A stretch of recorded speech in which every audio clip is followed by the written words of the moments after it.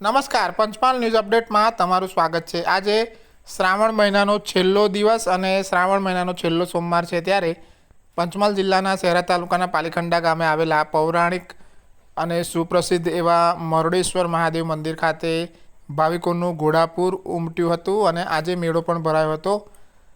વહેલી સવારથી જ ભાવિકોએ મહાદેવ દાદાના દર્શન કરીને ધન્યતા અનુભવી હતી। તમે વિડીયોમાં જોઈ શકો છો કે અહીં આજે હજારોની સંખ્યામાં ઘોડાપૂર ઉમટ્યું હતું।